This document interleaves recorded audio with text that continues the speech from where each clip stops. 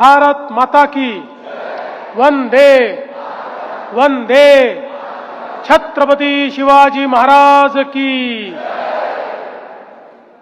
हिंद विश्वराज्याचे सरसंस्थापक छत्रपती शिवरायांना मानाचा मुजरा करतो। भारतीय राज्यघटनेचे शिल्पकार भारतरत्न डॉक्टर बाबासाहेब आंबेडकर यांना मानवंदना अर्पित करतो। नशामुक्त नवी मुंबई या कार्यक्रमाच्या अंतर्गत नवी मुंबई पोलीस आयुक्तालयाने आयोजित केलेल्या कॅम्पस कनेक्ट या अतिशय उत्तम कार्यक्रमामध्ये मंचावर उपस्थित मंत्रिमंडळातील माझे सहकारी श्री गणेश नाईकजी, भरतशेठ गोगावलेजी, सर्व सन्माननीय आमदार, महापौर, पदाधिकारी, आपले पोलीस आयुक्त, विभागीय आयुक्त, महापालिका आयुक्त, सर्व वरिष्ठ अधिकारी आणि या ठिकाणी विशेष रूपाने उपस्थित असलेले माझे सर्व विद्यार्थी भगिनी बंधू, त्यांचे शिक्षक, मुख्याध्यापक, पालक आणि उपस्थित भगिनी आणि बंधूंनो, आज मला अतिशय समाधान आहे की नवी मुंबईमध्ये नशामुक्त नवी मुंबई अभियान या अंतर्गत एक अतिशय चांगला कार्यक्रम आपण घेतोय। आपल्या देशाचे प्रधानमंत्री माननीय नरेंद्र मोदीजी यांनी नशामुक्त भारत अभियान याची घोषणा केली आणि या घोषणेच्या अंतर्गत संपूर्ण भारतामध्ये ड्रग्सच्या विरुद्ध, नार्कोटिक्सच्या विरुद्ध आणि सर्व प्रकारच्या नशेच्या विरुद्ध एक मोठं युद्ध हे आपण पुकारलंय आणि हे युद्ध जनतेचं युद्ध आहे। हे युद्ध युवा शक्तीचं युद्ध आहे। हे युद्ध आमच्या सर्व विद्यार्थ्यांचं युद्ध आहे की ज्या माध्यमातून आपल्याला नशेला, ड्रग्जला, नार्कोटिक्सला, सर्व प्रकारच्या व्यसनांना पराभूत करायचं आहे, पराजित करायचं आहे आणि त्याकरता आपण सगळे एकत्रित आलो आहोत। मित्रांनो, 2020 साली आपला भारत जगातला सर्वात युवा देश बनला। युवाचा अर्थ ज्या देशामध्ये सर्वाधिक युवा आहेत, ज्या देशाच्या लोकसंख्येमध्ये युवांची संख्या सर्वाधिक आहे, अशा पद्धतीनं भारत हा जगातला सर्वात युवा देश बनला। 2020 साली भारताचं मीडियन एज किंवा सरासरी वय हे 27 वर्ष झालं, 27 इयर्स। त्याचवेळी आपण जर बघितलं तर चीनचं सरासरी वय 35 वर्ष, अमेरिकेचं सरासरी वय 38 वर्ष, ईस्टर्न युरोपचं सरासरी वय हे 45 वर्ष आणि वेस्टर्न युरोपचं सरासरी वय 41 वर्ष। म्हणजे आपण जर विचार केला तर संपूर्ण जगाच्या सर्व डेव्हलप्ड इकॉनॉमीज, सर्व विकसित अर्थव्यवस्थांमध्ये जास्त वय असलेलं पॉप्युलेशन, लोकसंख्येमध्ये जे कॉन्ट्रीब्यूट करू शकतात, जे इकॉनॉमीमध्ये कॉन्ट्रीब्यूट करू शकतात, अशा लोकांची संख्या कमी, वार्धक्य आलेल्या लोकांची संख्या, डिपेंडंटची संख्या जास्त आणि यूथची संख्या कमी, अशा पद्धतीनं जगाच्या लोकसंख्येची रचना झाली। पण त्याचवेळी भारताला एक अभूतपूर्व संधी मिळाली की जी संधी आपल्याला 2000 साली एपीजे अब्दुल कलाम साहेबांनी सांगितली होती। 2020 साली भारतामध्ये 65% आपली लोकसंख्या युवा या संज्ञेमध्ये आली। आणि आपण बघतोय की काय वेगानं भारताने आपली प्रगती सुरू केली. आपण जर जगाचा इतिहास बघितला तर जगामध्ये ज्या ज्या देशाला अशा पद्धतीनं डेमोग्राफीचा डिव्हिडंड मिळाला, डेमोग्राफीचा ॲडव्हान्टेज मिळाला, त्या त्या देशांनी प्रगती करून एका विकसित अर्थव्यवस्थेमध्ये, डेव्हलप्ड इकॉनॉमीमध्ये स्वतःला परिवर्तित केलं. आपण जर बघितलं तर सुरुवातीला हा फायदा युरोपला मिळाला, मग अमेरिकेला मिळाला, मग जपानला आणि कोरियाला मिळाला, मग चायनाला मिळाला.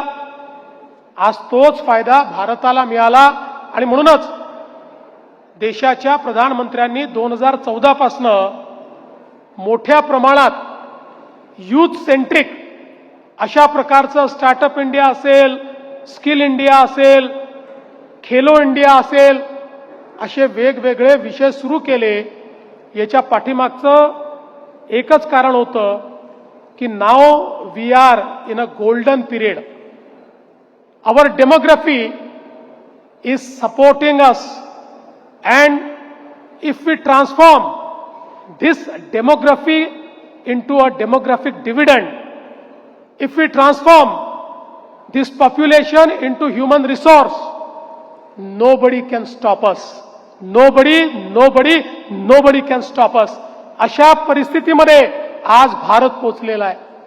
आणि म्हणून तुम्ही बघा 2014 ते 2025च्या या कालावधीत आपली अर्थव्यवस्था 11व्या क्रमांकावरनं जगामध्ये 4थ्या क्रमांकावर आली आणि लवकरच ती 3ऱ्या क्रमांकावर जाणाऱ्या विकसित भारताकडे आपण वाटचाल सुरू केली आहे.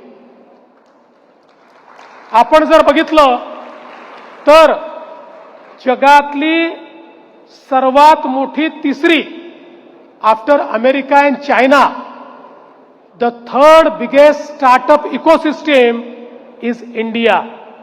जगामध्ये आता इनोव्हेशनच्या इंडेक्समध्ये भारत दिसायला लागला आणि तो वर यायला लागलेला आहे. जगामध्ये इन्फ्रास्ट्रक्चरमध्ये भारताने नवनवीन विक्रम तयार केलेले आहेत. आणि एवढंच नाही तर स्पेस टेक्नॉलॉजीमध्ये जे जगाला जमलं नाही, चंद्राच्या दक्षिण ध्रुवावर जगातला कुठलाच देश, अमेरिका नाही, जपान नाही, कोणीही दक्षिण ध्रुवावर आपलं अंतरिक्ष यान उतरवू शकलं नाही. ते केवळ आणि केवळ भारताने करून दाखवलं. ही भारताने अचीवमेंट प्राप्त केलेली आहे. आणि म्हणून जगाला हे लक्षात येत आहे की इंडिया इज अनस्टॉपेबल. पण ज्यावेळी India is unstoppable, Indian youth are unstoppable, our innovation is unstoppable, our startup ecosystem is unstoppable. अशा पद्धतीनं जगाच्या लक्षात येत आहे. त्यावेळी अनेक जगातल्या शक्ती अशा आहेत की ज्यांना असं वाटतं की भारत अशाच पद्धतीनं पुढे जात राहिला तर त्यांचा रेलेव्हन्स संपेल. महाशक्ती म्हणून कुठेतरी त्यांनी जे बस्तान बसवलंय ते धोक्यामध्ये येईल. आपल्या शत्रूंना वाटतं की भारत असाच पुढे जात राहिला तर या भारताला थांबवता येणार नाही, याला कधीच पराजित करता येणार नाही. We are in a unique position now. आज भारताला मिलिटरीली हरवणं कठीण आहे, सैन्य कारवाईत हरवणं कठीण आहे. ऑपरेशन सिंदूरमध्ये भारताने दाखवलं आम्ही पाकिस्तानमध्ये शिरून त्यांच्या सगळ्या मिलिटरी एअरफील्ड्स त्या ठिकाणी नेस्तनाबूत केल्या, पण आमच्यावर एक हल्ला देखील ते करू शकले नाहीत. संपूर्ण चायनीज इक्विपमेंट्स वापरून देखील ते स्वतःचा बचाव करू शकले नाहीत. आणि म्हणून जगाला हेही माहिती आहे की militarily India has become powerful.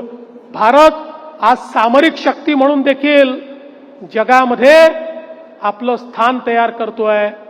आणि मग या भारताला रोखायचं कसं, याची घोडदौड रोखायची कशी, या भारताला त्या ठिकाणी थांबवायचं कसं, याच्या पाठीमागे एकच स्ट्रॅटेजी आपल्याला पाहायला मिळते.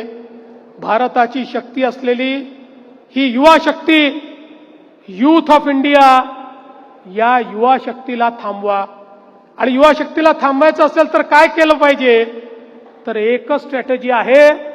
जर ही युवा शक्ती नशेखोर झाली, ही युवा शक्ती नशेच्या, ड्रग्ज, नार्कोटिक, दारू, गुटखा अशा वेगवेगळ्या व्यसनांना जर ही कवटाळली गेली आणि व्यसनाधीन झाली तर they won't be able to stand up. 2-4 वर्षामध्ये जो तरुण जगामध्ये परिवर्तन करवण्याची ताकद ठेवतो त्याला ड्रग्सच्या आहारी न्या, तो स्वतःतही परिवर्तन घडवू शकणार नाही. अशा पद्धतीनं आमची संपूर्ण युवा शक्ती या ठिकाणी नेस्तनाबूत करण्याचा एक मोठं षडयंत्र चाललंय. आणि दुर्दैवाने आपल्याही देशामध्ये पैशाची लालूच असलेले काही नालायक लोक या इकोसिस्टीमचा भाग बनतायत आणि आपल्याच देशाला पोखरायला निघाले आहेत. आणि म्हणून ही लढाई केवळ एका व्यक्तीची नाहीये, ही लढाई समाजाची लढाई आहे, ही लढाई आपल्या देशाची लढाई आहे. ही लढाई भारताला ज्या पद्धतीनं एक मजबूत देश म्हणून आपण तयार करण्याचा प्रयत्न करतो त्याची ही लढाई आहे. आणि म्हणून बंधू भगिनींनो, आज नशामुक्त भारत, नशामुक्त महाराष्ट्र, नशामुक्त नवी मुंबई हा केवळ नारा नाही, तुमच्या, माझ्या आणि आपल्या नंतरच्या, तुमच्याही नंतरच्या पिढीच्या अस्तित्वाची लढाई या ड्रगमुक्त लढाईच्या माध्यमातून लढण्याकरता आपण सगळे आलो. खरं म्हणजे आपण हा प्रश्न देखील विचारू शकता की आम्हालाच का सांगता, या सगळ्या लोकांवर कारवाई का करत नाही? हा देखील महत्वाचा प्रश्न आहे. पण या प्रश्नाची व्याप्ती जर आपण बघितली तर याला 360 डिग्री अप्रोच द्यावा लागेल. केवळ पोलिसांनी कारवाई करून चालणार नाही. आपल्याला सप्लाय साईड तर त्या ठिकाणी संपवावी लागेलच, पण डिमांड साईडला देखील वर्क करावं लागेल. एकीकडे यामध्ये जे लोक व्यवसाय करतायत त्या व्यावसायिकांवर आपल्याला कारवाई करावी लागेल. याचे इन्ग्रेडियंट ज्या ठिकाणी तयार होत आहेत त्या ठिकाणी आपल्याला कारवाई करावी लागेल. जिथनं याचं शिपमेंट होत आहे त्या ठिकाणी कारवाई करावी लागेल. याची सप्लाय चेन त्या ठिकाणी कारवाई करावी लागेल. ही सगळी कारवाई तर पोलीस असेल, फूड अँड ड्रग्ज विभाग असेल, आपला हेल्थ विभाग असेल, वेगवेगळे जे आपले विभाग आहेत या विभागांच्या माध्यमातून आपण करतो. पण त्यासोबत जोपर्यंत डिमांड साईडला आम्ही ही लढाई नेणार नाही, कारण आपल्याला माहिती आहे ड्रग्ज घेणारा व्यक्ती हा त्याचा असा अधीन होतो की तो जगामध्ये काही करून ते मिळवण्याचा प्रयत्न करतो, कुठल्याही पद्धतीचा अवलंब तो करतो. आणि म्हणून जोपर्यंत डिमांड साईडला ड्रग्सच्या प्रती जागृती होणार नाही आणि जोपर्यंत आमचा तरुण, आमची तरुणी ड्रग्सला, नार्कोटिक्सला, सर्व प्रकारच्या व्यसनांना नाही म्हणणार नाही, थांबणार नाही, थांबवणार नाही, तोपर्यंत ही लढाई लढता येत नाही. आणि म्हणून एकीकडे डिटेरंट उभा करून या सगळ्यांवर कारवाई करायची आहे, दुसरीकडे तरुणाईमध्ये जागृती करायची आहे. आमची तरुणाई ड्रग्जला नाही म्हणणार आणि त्यासोबत दुर्दैवाने जे व्यसनाधीन झाले आहेत त्यांना आपल्याला मदत करायची आहे. त्यांच्या विरुद्ध आपल्याला त्या ठिकाणी कुठल्याही प्रकारे डिस्क्रिमिनेशन न करता हे लक्षात घ्यायचं आहे की यांना मदतीची आवश्यकता आहे. आणि म्हणून आज जसं आपण व्यसनमुक्ती केंद्र तयार केलंय, डी ॲडिक्शन सेंटर तयार केलंय, अशा डी ॲडिक्शन सेंटर पर्यंत त्यांना नेण्याचं काम करायचं आहे. कुठेही आपल्याला ड्रग्सची इकोसिस्टीम जर दिसली तर त्याची माहिती पोलिसांपर्यंत पोहोचवायची आहे. फर्मली आपल्याला त्याला नाही म्हणता आलं पाहिजे. या संदर्भात आपल्याला दृढतेनं पुढे जायचं आहे. It is not cool to do drugs, it is cool to say no to drugs, it is courageous to say no to drugs. Drugs करणारा हा त्या ठिकाणी शूर नाही आहे, तो वीर नाही आहे, तो घाबरट आहे, तो पळपुट आहे, तो जीवनाच्या संघर्षापासून पळालेला आहे, तो जीवनाच्या संघर्षाला त्या ठिकाणी फेस करू शकत नाही. जो ड्रग्जला नाही म्हणू शकतो तोच जगाच्या संघर्षामध्ये त्या ठिकाणी उभा राहू शकतो. आणि म्हणून लक्षात ठेवा, ही लढाई तुम्हाला देखील लढायची आहे. प्रत्येक कॅम्पस आपल्या लढाईचं केंद्र आहे. प्रत्येक विद्यार्थी लढाईचा सैनिक आहे. छत्रपती शिवरायांनी ज्यावेळेस स्वराज्याची शपथ घेतली त्यावेळी मुठभर मावळे सोबत होते आणि समोर एक प्रचंड मोठं मोगली साम्राज्य होतं, ज्या साम्राज्याकडे लाखो लाखो सैनिक होते, हजारो कोटीची मालमत्ता होती, अस्त्र होते, शस्त्र होते, घोडे होते, हत्ती होते, सर्व प्रकारची सोय होती. पण त्याच वेळी छत्रपती शिवरायांनी हा निर्णय केला, देव देश आणि धर्मासाठी या ठिकाणी स्वराज्याची निर्मिती करायची आहे. आणि मुठभर मावळ्यांनी ज्या दिवशी ठरवलं त्या दिवशी छत्रपती शिवरायांच्या नेतृत्वातली लढाई ते जिंकले आणि स्वराज्याची स्थापना करून दाखवली. या लढाईमध्ये मावळ्यांनी जे केलं, आपण सगळे छत्रपती शिवरायांचे मावळे आहोत. जे मावळ्यांनी केलं तेच ड्रग्ज विरोधी लढाईमध्ये तुम्हाला सर्वांना करायचं आहे.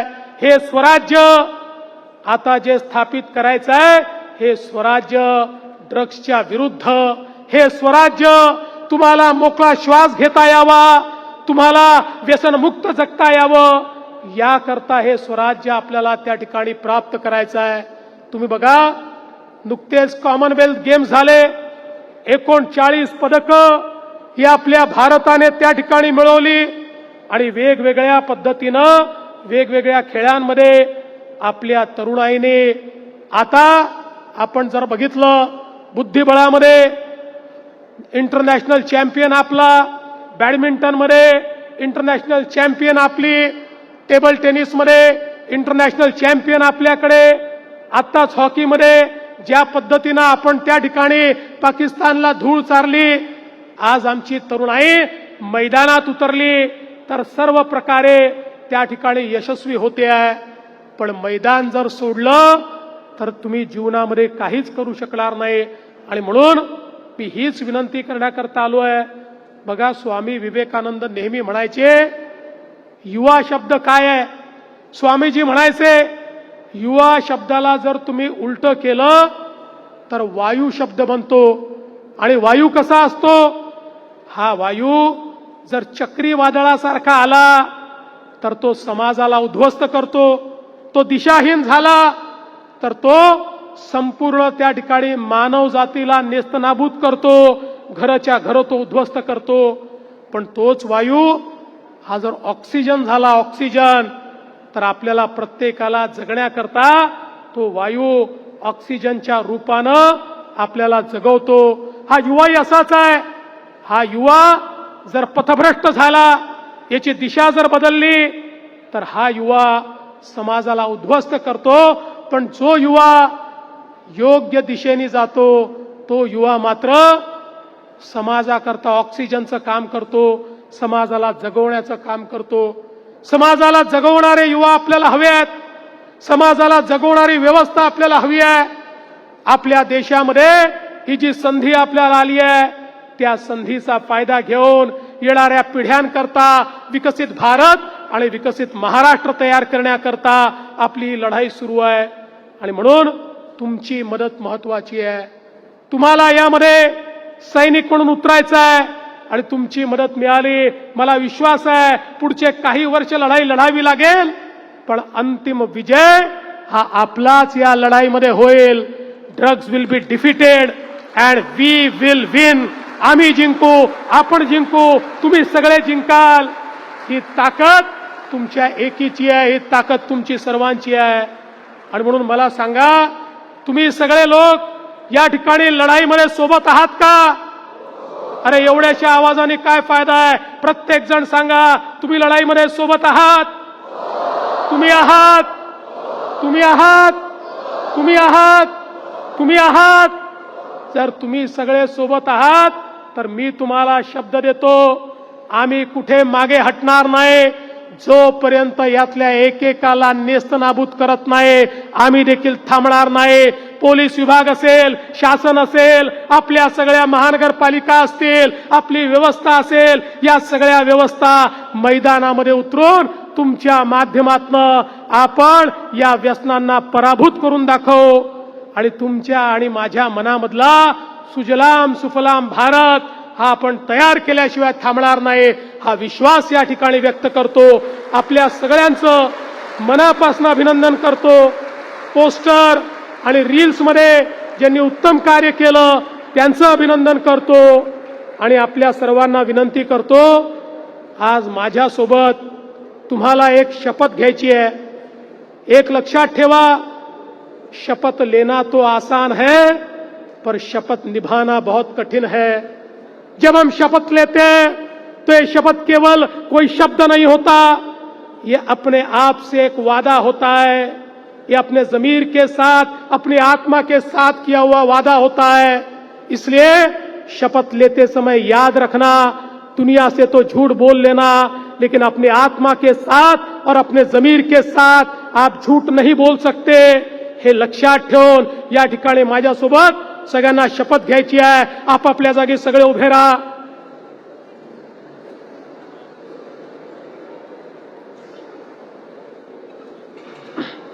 एक हात आपल्या हृदयावर ठेवा आणि प्रतिज्ञा घ्या, आम्ही या राष्ट्राचे विद्यार्थी आणि युवा आज गंभीरपणे अंमली पदार्थ मुक्त जीवन जगण्याची शपथ घेतो. आम्ही स्वतःला, आपल्या कुटुंबाला आणि आपल्या मित्रमैत्रिणींना कोणत्याही प्रकारच्या अंमली पदार्थाच्या व्यसनापासून दूर ठेवण्याचे वचन देतो. आमच्या परिसरात अंमली पदार्थाचा वापर किंवा त्याची विक्री आम्ही कोणत्याही परिस्थितीत सहन करणार नाही. अंमली पदार्थ मुक्त, सुरक्षित आणि निरोगी शैक्षणिक परिसर उभारण्यासाठी आम्ही आमच्या क्षमतेनुसार सर्वोत्तरी प्रयत्न करू आणि अंमली पदार्थ मुक्त भारत घडवण्यासाठी सक्रिय योगदान देऊ. जय हिंद, जय महाराष्ट्र, भारत माता की, भारत माता की, भारत माता की.